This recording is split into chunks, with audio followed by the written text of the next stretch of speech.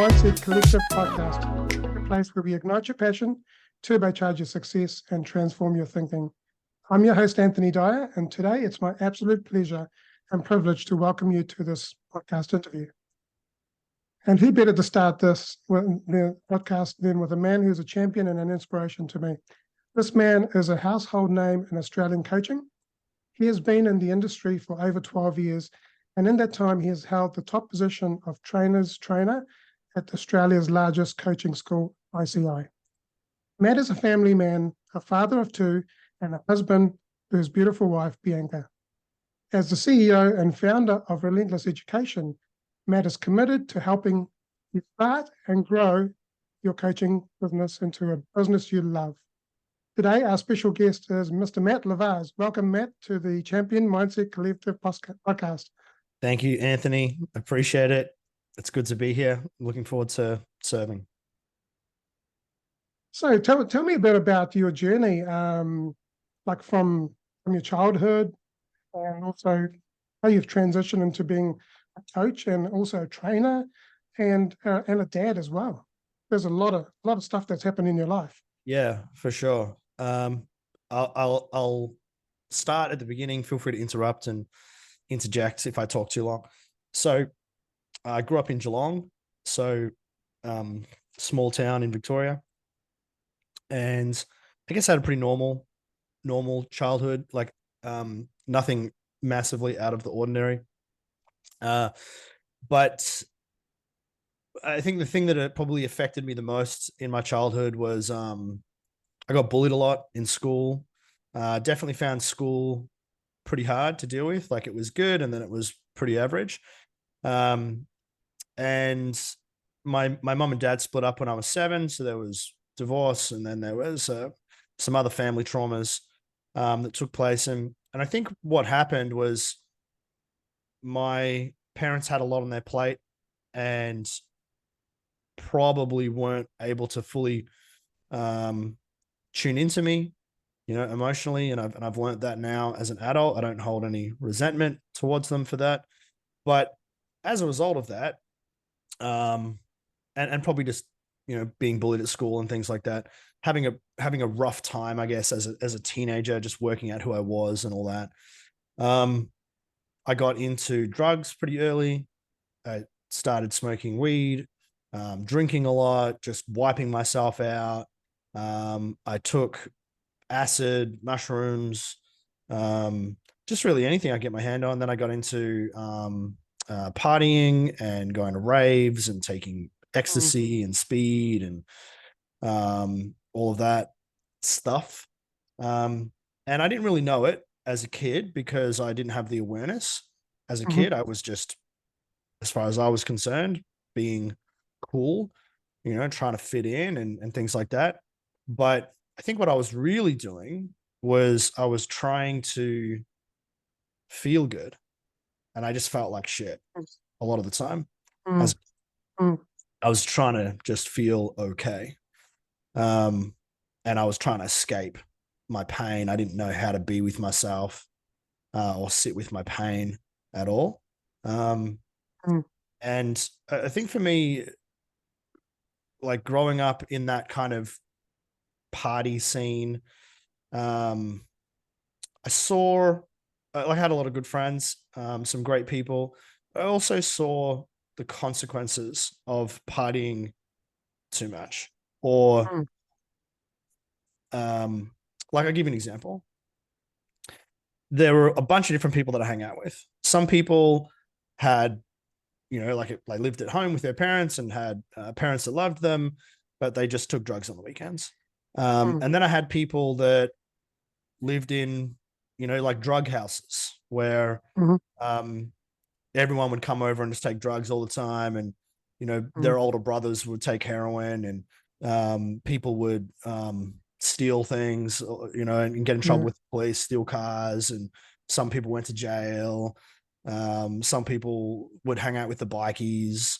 Some people got stabbed. Like, there was just, it was kind of like, the way I think about it was that there was like the normal kind of kids, then there was like, we're a little bit naughty, and then there was the fringe of like were probably going to end up in jail or dead. And I just saw all of it. I was part of all of it. Um, and I think as I was growing up, I definitely thank my mum for this.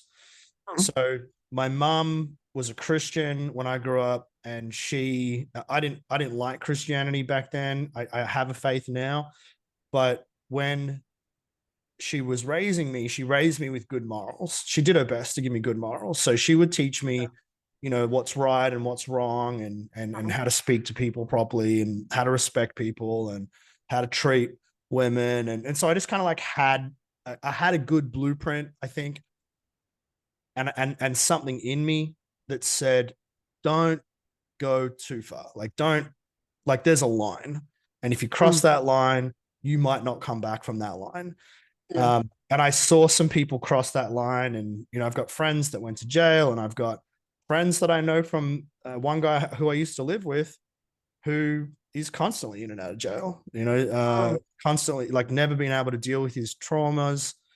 And I don't judge him. I've got lots of love for him. Um, but there were many examples of what happens if you don't change. And so Yeah. for me, it was early 20s, and it kind of it took me a long time to learn the lesson, by the way. Like, I really was a slow learner.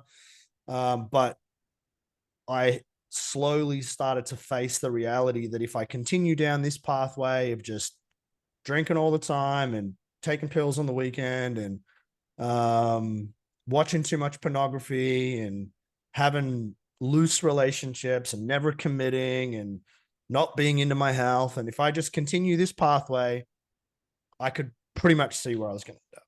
So, Yeah. and I thank God and I thank mom for that blueprint, to be able to Mm. say, okay, I never went too far where I couldn't turn back. I was pretty close, but I never went too far. And that was kind of the beginning of personal development for me, because the Mhm. question that was born in my mind was, if I'm not going to continue to go down this pathway, where else am I going to go?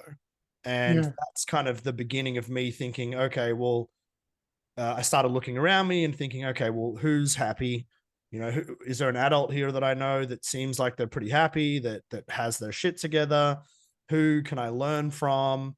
Who can guide me? And then I just really started searching, and that's what led me to personal development. It was like that Mm. Mm. that question, I guess. Yeah.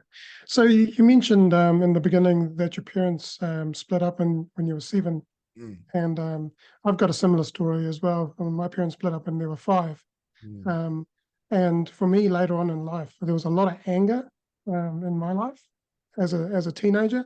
Did you find for yourself that you had a lot of anger pent up in you and built up in you, and you were just trying to get all that emotion out just through doing the drugs and partying and all that? Yeah, I don't think I ever thought about it. I don't think I was ever aware of it as a kid. It's taken me a long time to be able to work that out and have that awareness. But I was definitely extremely angry. I hated the world. I was just your typical kind of like troubled kid. And in a Mm. way, I'm disappointed that no one was able to work that out, because I Mm. was labeled the naughty kid. You know what I mean? I was the Mm. angry kid. I Mhm. was the naughty kid. I was a class clown. And now, with what I know about kids and trauma and stuff, I think, gee, it would have been really nice for someone to break through and Yeah. not just treat the behavior. Yeah. Because I just, I got expelled from school twice, two Mhm. different schools. I remember the last school that took me in was the last school in Geelong that would possibly take me in. That was it. They were like, if you fuck, if you mess this up, that's it. You, Mm. you have to Mm. go to TAFE and just learn a trade, Mm. become a carpenter or something like that. Mm. Which I didn't want to do. No disrespect to people that want to become carpenters. Um, but yeah, I was super angry, and I didn't know what to do about it, and I didn't have any conscious awareness of why I was angry. Mm. Um, and I don't know how else I could have handled that in that situation. You know, my dad wasn't around. mm, My mom, I think, had a little bit too much on, probably. She was mm, managing a lot, single mom, 3 kids. You know, my sister had gone through a massive trauma. And so, yeah, it was really, really tough, I think, to be able to manage it. yeah, Um, and I definitely, you know what? Then I did. I think I flipped it and probably became a people pleaser. So I was mhm, like, initially, I was like, "F you, get away from mm, me." mm, Uh, because underneath that FU was like sadness. It was like, you know, no one loves me. I'm not lovable. absolutely, Uh, absolutely.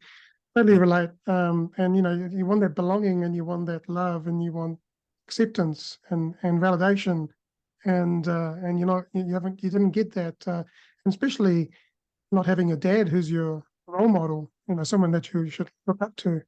Um, yeah, I mean, for me, it was the other way around with not having a mum I was 21, so I had the flip side of that of not being loved and all that sort of stuff. So I totally understand where, I mean, for me, anger issues were like stabbing someone at 10.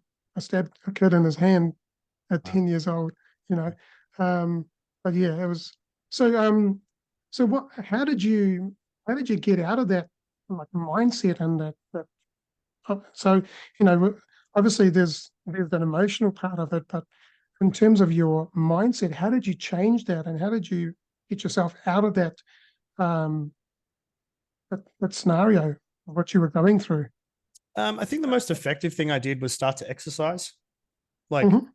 to be completely honest, like the journey began with exercise first. So I had a friend of mine who I'm still close with now, Troy, um, and he became a personal trainer. And at that time, I was a salesperson, Hmm. and I just remember, I think I went to the gym once, or I did a couple of sessions with him, and I was so unfit.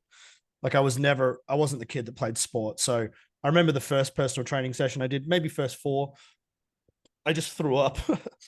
um, because I was just, man, I couldn't do anything, I'd run, squat, throw up. Yeah. But when I started to exercise, then I started to learn about food, and I think I started to feel pretty good. My mood changed, and started to feel like I had something to do. I could, okay, I've got control over this. I can work out. I can get fit. I Mm-hmm. started to run. I found a community of guys and girls that we were, in a running group. I miss that. I got a bit of a knee problem at the moment, so I can't run. But yeah, I think initially it was exercise that really helped.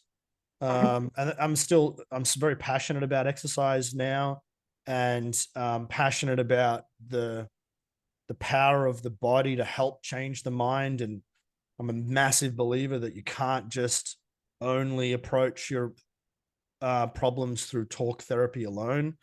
Hmm. You've got to breathe, and you've got to, if you Hmm. can, do some hot, cold stuff, and you got to exercise, you got to do resistance training. So Hmm. initially I started with that, and that helped me significantly. So I got a job as a personal trainer, and I started my own business. I started, I had independence, and I think that the thing that fitness did for me is it got me off drugs, because I worked out pretty quickly that I've got to choose one or the other. Like, I used to DJ, and I would DJ on a Thursday night, take drugs Thursday night, stay up all day, all night, stay up Friday, take drugs all day Friday. Sometimes I'd keep going, go Hmm. Saturday, still not sleep, keep drinking, keep taking drugs, then sleep like Saturday, Sunday.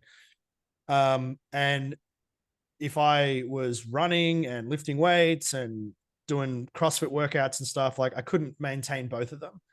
And Hmm. so it was a real blessing in a way. Like, exercise gave me um, a reason to stop taking drugs. And I just Yeah. decided that I'd rather be fit and feel good than Yeah. feel like shit all the time. And I Yeah. think that was definitely like the beginning. And Mm. then I started searching for more, and I was lucky to have a guy come to our gym, and he did a seminar. I'll always be grateful for him. He did a seminar. I started talking about personal development. Started talking about, like, the way you think, and how you talk to yourself, and how you act. And I remember just thinking, wow, this stuff's good. I've never heard this before.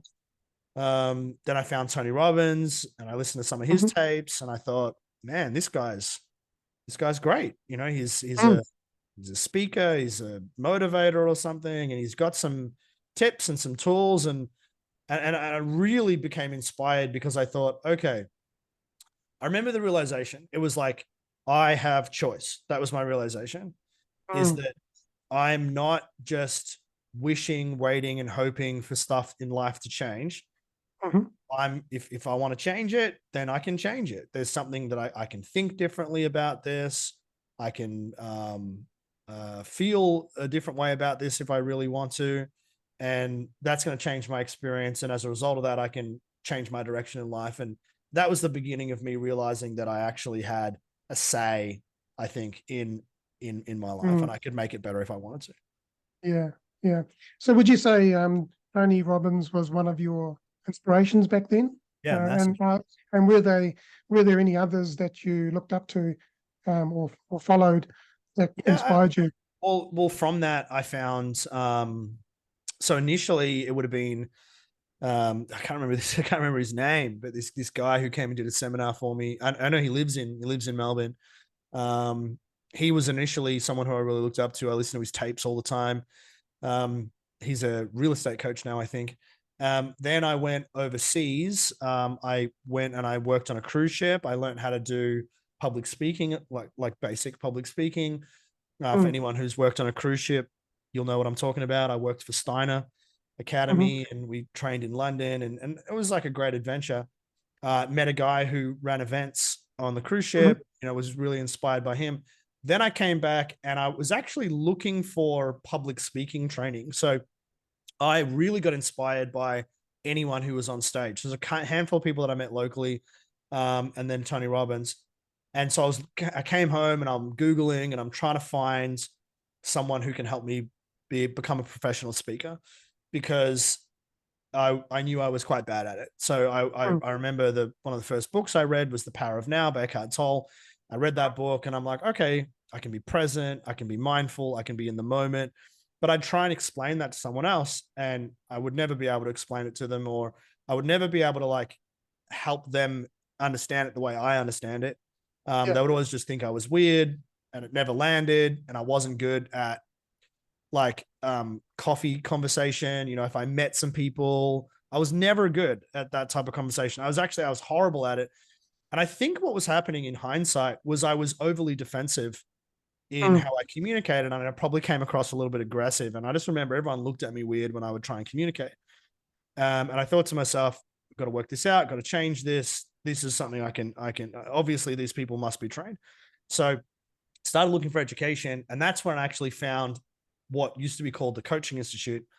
And then I saw who used to be called Sharon Pearson, who's now Remy Pearson, and Joe Pane, who is still a great friend of mine and a mentor. Mm. And both of them were massively inspirational to me. Mhm. I really, really learned tons from both of them. Um, and yeah, they became mentors of mine. And then I worked with them alongside them, and they became colleagues. And Yeah. yeah, they were massive inspirations. Yeah. So how was it? How was that journey for you? You're going into the whole coaching world, and public speaking, and going into the coaching um, the world, and really, like, what was it like in the beginning, and take us through the steps of those. Well, it's been 12 years now, but you spent how many years did you spend in the coaching institute? At least 10. 10. Yeah. Yeah, I think Yeah. 10. Close to that. So it was awesome. I recommend everyone should go into a coaching course or just do a Mm. basic like NLP course or something like that. Just learn about language. Yeah. Learn about how the mind works. Um, learn about the nature of thinking and how to process emotions and the importance of how we talk to ourselves, how to validate ourselves, validate others, learn how to ask questions, learn how to ask good Mm. quality questions. Mm. It changed my life. in phenomenal ways, and I'll always be really grateful to the Coaching Institute and also just coaching as a Yeah. as a body. I'm a huge believer in it. I Yeah. always will be. Yeah, it completely changed my life. I'm amazed by how powerful it is still, and I just Mm. think, see, coaching has a bad name because I think a lot of really weird people do coaching. This is the nature of coaching. Yeah. Yeah, like a lot of weirdos do coaching, Yeah. and they're great people, but they're really Yeah. weird and esoteric, Yes. crazy, and new age and out there. And so then as a result, coaching has a bunch of weirdos that do coaching courses. Um, and it's then, it's very different in comparison to psychology, which still Mm. has weirdos in it, but like weirdos that have the capability to do a university degree for 5 years or 10 Yeah. years, Yeah. right? It's a completely different industry where So yeah. coaching can have someone who just did a weekend course and Yeah. they own too many cats. Do you know what I mean? And they've got essential oils they can sell you. So it's a different industry. But if you can just accept that and just be like, cool, there's some cool people here. It's also extremely beneficial. Yeah. I guess society has evolved as, as as things like, spirituality and all that sort of stuff has, come into the forefront. Um, People were, like you said, the weirdos come out. But yeah, having that grounding of coaching and language and understanding people and being able to hold space for people and so on is so important, because in this day to day world, we don't often do that. We all often want to just talk about what we want to talk about, but not actually hold space for others. So it must have been quite rewarding for you in those 10 years, and even now in 12 years, um, inspiring, touching people's lives, changing people's lives. What was that like? You know, how did that make you feel when you saw people really, be break free from things that were holding them back, the challenges and their mind and so on? It's amazing. Yeah. Just to be able to learn a skill that can help people is it's amazing. It's something that I'm grateful for. I Mm. feel very, very blessed to be able to have access to it and to be able to have people trust me to be able to help Mhm. them and listen to their stories and guide them through challenges. Um, yeah, I think it's a wonderful thing. I also think that I think it's the type of thing that we're all supposed to do. Mhm. So I have an interesting view on coaching. Um, so I think that the healing that we all need comes from each other, right? So I think that Mhm. we heal in community, and we we need to be heard, validated, seen, understood, loved, cared for Yeah. to be able to heal. And I think that we're all supposed to be able to do that. Mm. But because the world has been through so much trauma, let's just say over the last like century, and I'm sure Mm. significantly before that, but over the last century, we know that we've had two huge wars that everyone was involved in. There's consistently been war ever since, especially in the Middle East. Mhm. Been some horrible things that have happened in different parts of the world that still continue to happen. Like there's more slavery now than there ever has been. Like there's just a lot of bad stuff that consistently happens. And I think we forget how I think unevolved we are because I think because technology evolves so much, like we think we're so much better. then it's like, oh, we've come so far. And I think we have in a lot of ways, but in a lot of ways, we're still all emotional children because of all of the stuff that we've been through. Yes. And you don't have to look back far to find sexual abuse inside your family lineage. It'll be there somewhere. Someone would have been affected by it somewhere, cousin, uncle. Do you know what I mean? Like it's Yeah. so easy to find that. Same thing with alcoholism, same thing with physical abuse. It's there, Mm. right?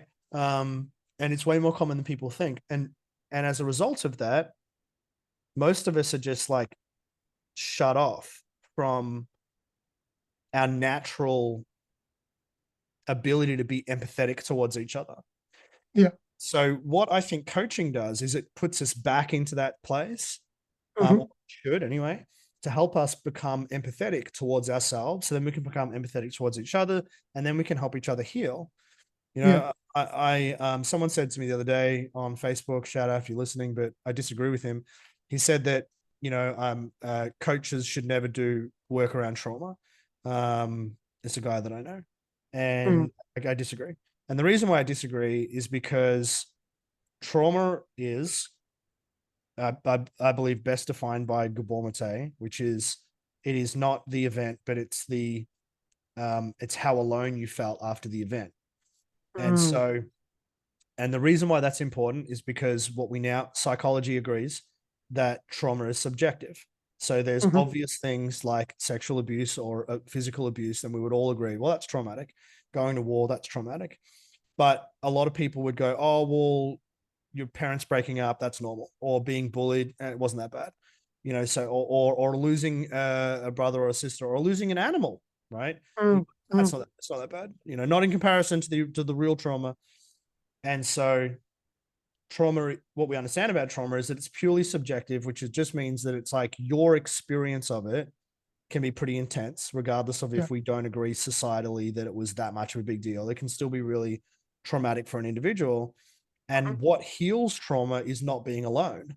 What heals it is having someone love you and listen to you and care about you and hold you and ask you great questions and not try and I don't think that should only be like, I think that our culture is so broken that the only people that can do that are professionals. That's what I believe. Like the only people that can help you when you're that effed up is a professional with a white lab coat that you have to pay money to. I think that's a completely broken society. I think it should be just available to us in community, because that's our natural way of being that we're all trying to get back to. Is you've gone through something stressful, well, freaking come over. Let's talk about it. Let's break it down. Come over for as long as you want. Stay with me for a bit. And I'm as I get older, I'm more passionate about that. And this is weird what I'm about to say, because I help people run coaching businesses, but I think a lot of this should be available for free or cheap, because the world is in such a disorder. And I don't know, I can't remember what the question was. I'm sorry. But I think that coaching is something that everyone should be able to do. Like, we're all coaches. Everyone's a coach. You're just either shut off from it and have no idea and you need training, or you have learnt the language of compassion, understanding, and helping someone be seen, heard, and loved. And therefore you help someone heal. Yeah. I mean, look, I was in a few months ago, I was in the corporate world and did a 5-month leadership training. And in there, part of the first module that we did was all around coaching. Now, none of those leaders were coaches, but they were human beings. And it's like, and what we were being taught is how we are being with people in our care, and how are we influencing, how are we giving them empathy, are we giving them compassion, and all of that stuff. So I agree with you. It's not something that you need to have a degree in to be able to coach. Anyone should be able to coach anyone else. And going back to your point about like us all as being human beings, like Dr. Joe Dispenza talks about how we are energy, and when we connect collectively as a human race, then we have the power to be able to shift and change things in this world. And unfortunately, we've become disjointed. We're not connected with each other. And I think that's one of the fundamental things is that if we raised our energy levels and vibrations to actually agree, like even decisions that are made or things that happen, and if people got together and that energy together, then together collectively we can achieve so much together, and help each other. So I totally agree with you on that. Yeah. Yeah, I'm more of a pessimist when it comes to that stuff. Like I don't believe that's ever going to happen on a global scale. I think I think people will destroy themselves. But I think like in pockets that will happen. Yeah. I think Communities, right? like in Yeah. little communities and little places around the world that exists, and I think that will grow a little bit. But I think overall, I think we're doomed. Yeah, yeah. I think you're right. Communities, even little towns maybe, but Mm, yeah. So what I wanted to ask you next was around your journey of becoming a dad. So mm, tell me more about that. Like, what was that like? Obviously getting married and then becoming a dad, and that's a lot of responsibility. mm, Um, how did you have to shift your mindset mm, from being an individual to now being responsible for, including yourself, for people? for Yeah. sure. Um, I when I was dating my wife, I was still making the same mistakes that I made with every other person that I was with, and I never really fully committed to someone. Um, I think I've always had like a bit of a fear of intimacy, Mhm. not wanting to get too close to someone, and so whenever it got good, I would sabotage it, ruin it, and that was pretty much the pattern that I did with everyone. And I personally, I believe in God. I believe that God is a personal person. I believe that, and I'm more than happy to say it because it's weird. Like people will judge you for believing that, which I think is just weird to judge people for what they believe. But anyway, um, I believe that there's a God, and I believe that God told me not to mess it up. It was really weird. Mhm. I just remember there was a moment, and it was like a feeling. It was a voice, but it was like a feeling, more of a sensation, and it was like, don't mess this one up. This one's important. Don't do Mhm. it. You could do it, but don't do it. And I remember that. And I remember thinking, I'm like, all right, I've just got to like, I don't know exactly how to navigate this, but I've got to navigate it different. I can't mess this one up. This one matters. And when we had Noah, so Bianca became pregnant, we weren't married.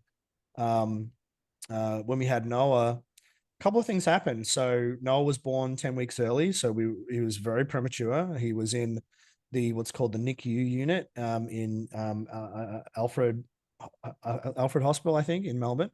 Mhm. Um, and he was in essentially ICU for babies for 10 weeks, and it was really horrible.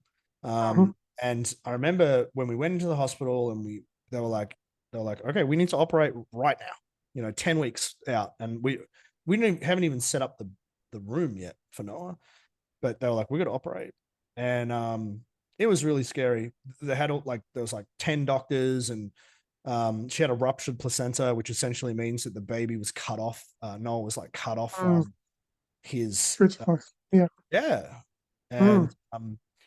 And so as a result of that, they were like, I really think doctors should be able to lie to you. I really believe that. I don't think they should be as honest as they are because it scares the shit out of you. So they were Mhm. like, look, we need to operate, and we need you to sign this form just in case you bleed out and die on the table. If that happens, we'll need to um, uh, give you someone else's blood, and we just need you to sign here. And I was like, excuse me? Mhm. Like this, we were just on our way to work. This is like, we've just come in because we're just checking to make sure everything's okay. She's got a bit of pain. Mm. And anyway, um, I just remember I could see how scared Bianca was. And I just remember, I knew I had to hold it together for her. And I knew I had to be a rock for her. And I was holding her hand, and I said to her, let's pray. And at that time, I didn't believe in God, probably hated God in a way. I thought Christianity was stupid. I thought religion was stupid. I thought faith was stupid. But I grabbed her hand and I said, let's pray.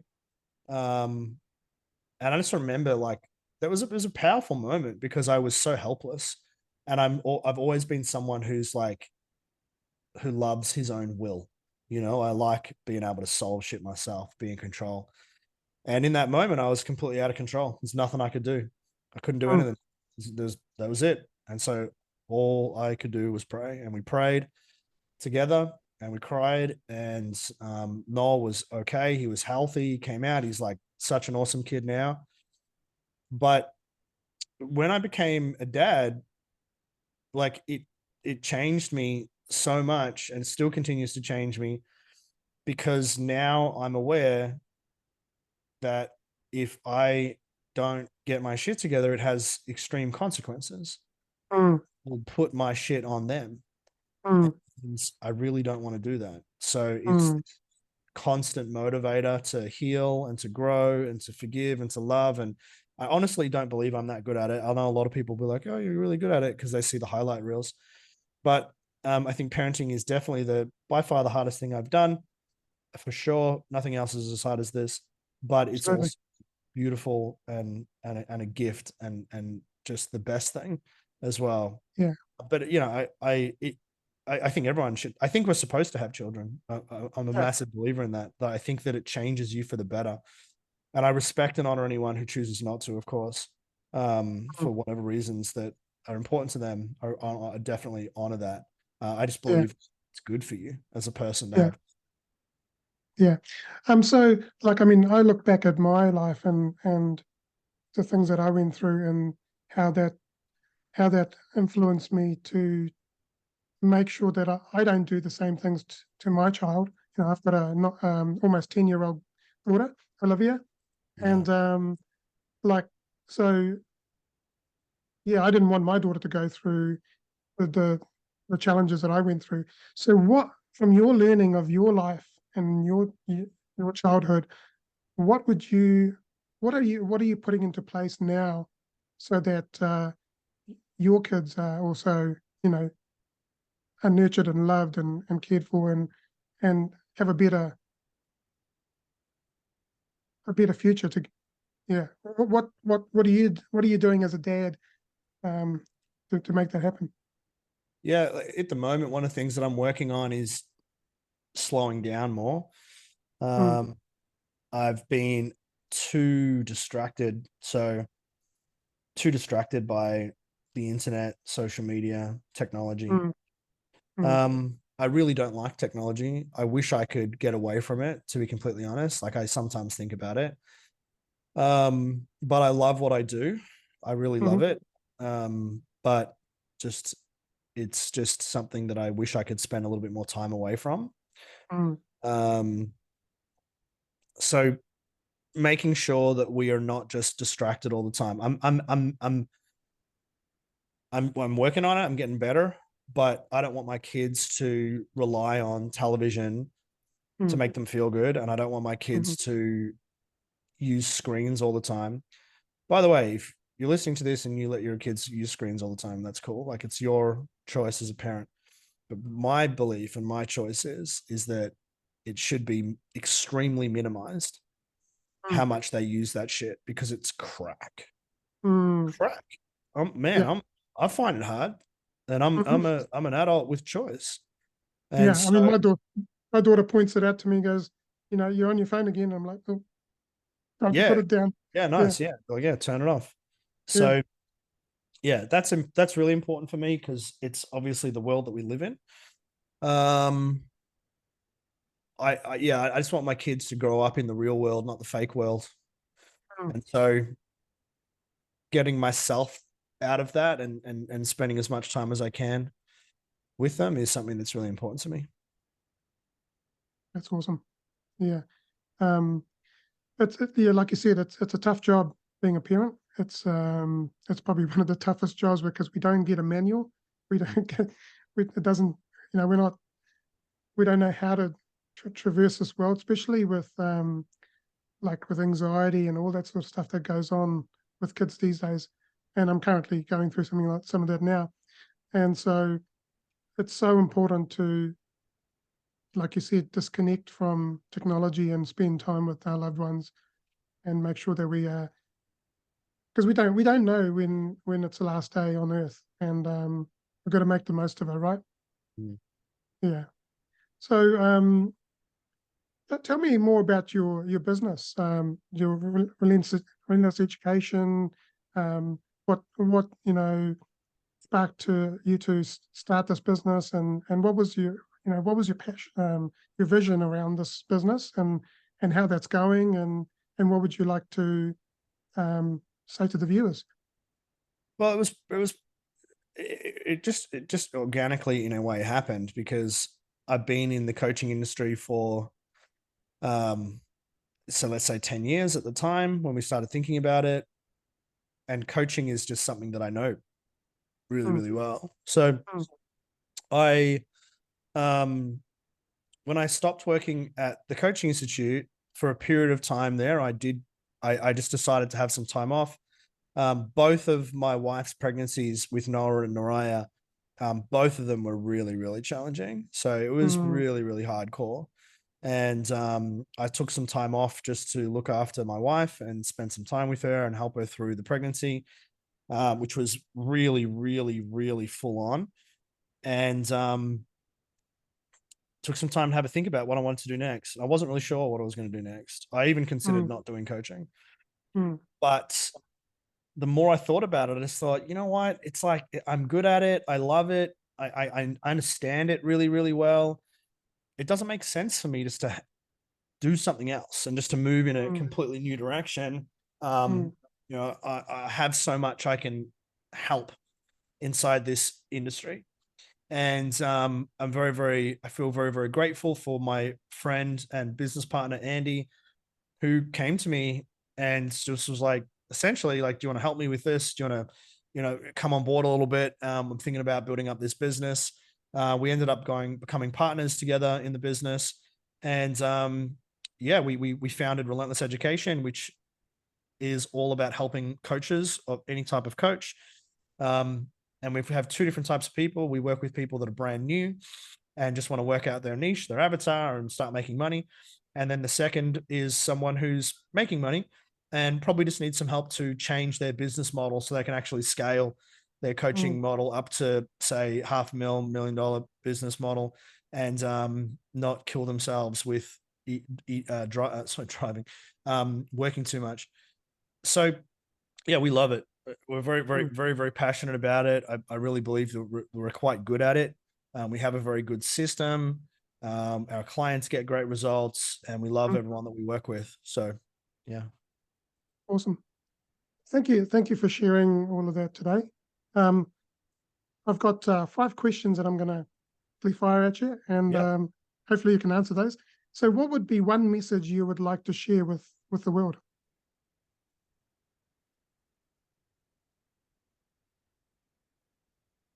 Spend more time with your friends and family. Mhm. So important. How do you define success, and how has that definition changed over time for you? I reckon success is just how much joy you have in your life. Um, Money is important because you want to have enough money to not be stressed all the time. Mhm, But above and beyond that, it's cool, but I don't actually think it brings you joy. mm, You could have a very, very simple life and have a lot of joy as long as you're not stressed and worried about cash all the time. The stress, you just got to get past the stress, and mm, then joy will be based on having a purpose, having meaning, having fulfillment, having connection, having relationships, and I think all of that. That's the good stuff, the simple stuff. yeah, yeah. So, okay. So, who's been your greatest inspiration and why?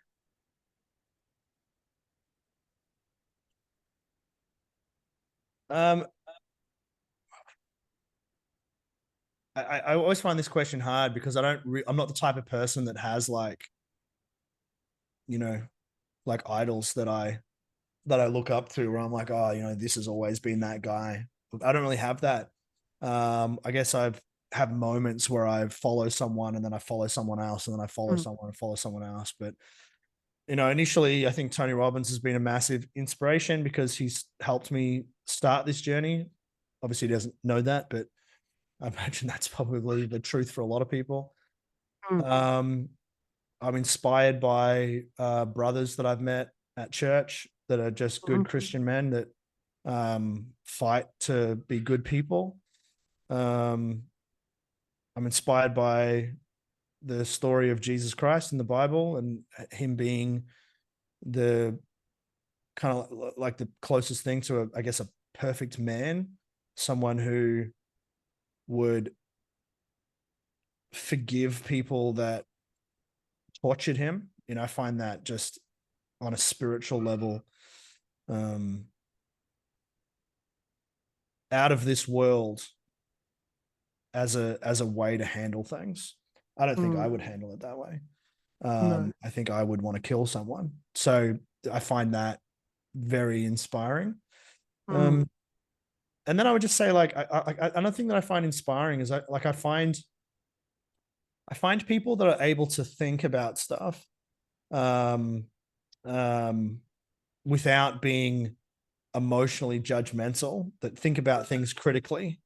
without being an a-hole. I find that very inspiring as well, because I Mm. just think that the majority of people are overly emotional and assholes when it comes to debating topics. Like, Mm. people are just Mm. mean, Mm. and just come from their Mm. pain.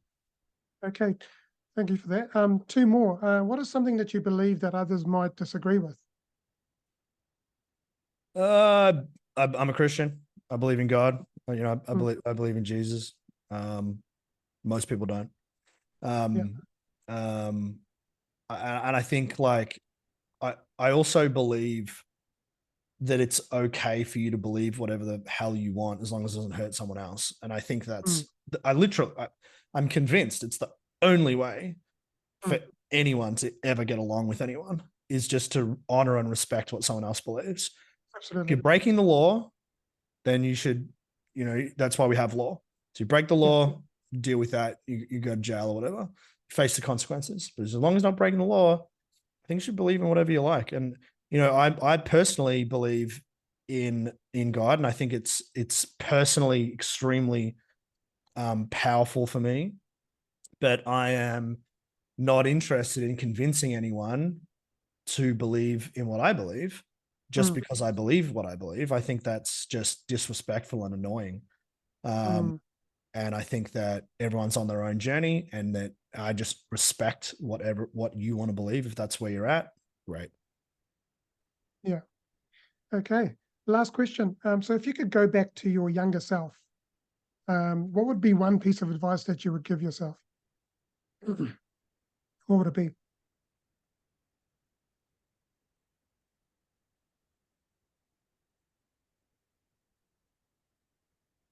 It's a pretty, like, deep answer to this question, because my dad split up with my mum, and I was convinced that my dad was angry at me and he didn't like me, and I had this kind of story going on because I never got to speak to him. Mm. So I would say it's okay. Your dad loves you.